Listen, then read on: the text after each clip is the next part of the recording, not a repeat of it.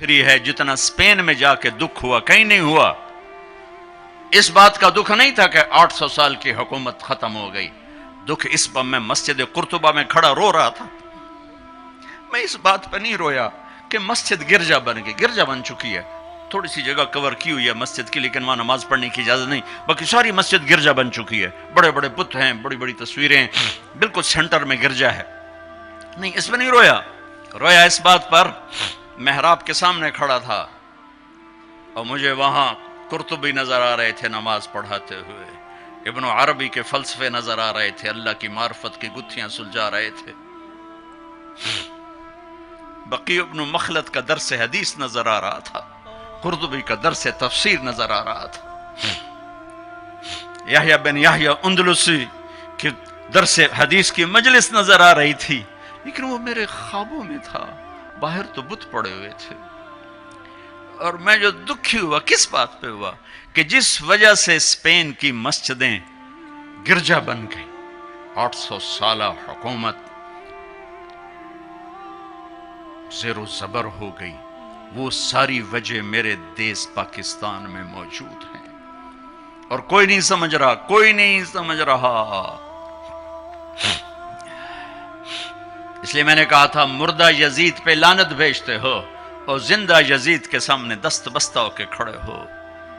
اس ایک حدیث کو سینے سے لگا لو, دل کھلے کر دو سب کے لیے.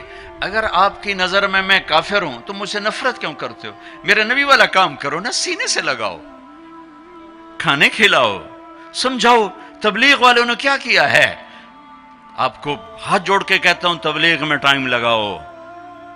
پوری دنیا میں واحد دین کی محنت ہے جس نے محبت کا وہ پیغام پہنچایا ہے کہ امت کو فرقہ واریت سے نکال کر ایک امت پنے کی شکل دکھائی ہے. میرے نبی نے کیا کیا؟ عبداللہ بن ابی کا جنازہ پڑھا دیا. میرے نبی نے کیا کیا؟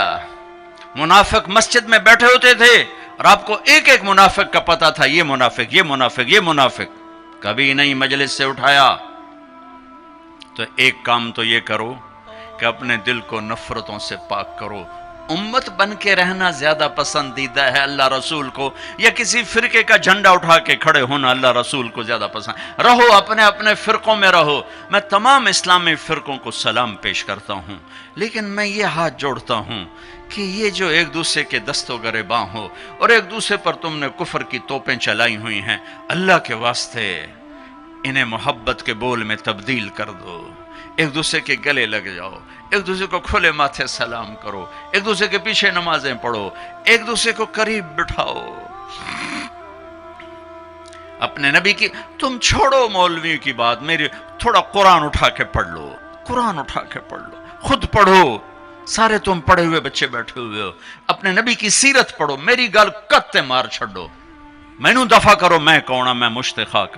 اپنے رب دا قرآن پڑھو, اپنے نبی دی حدیث پڑھو, اپنے نبی دی زندگی پڑھو, تو انہوں پتہ لگ جائے.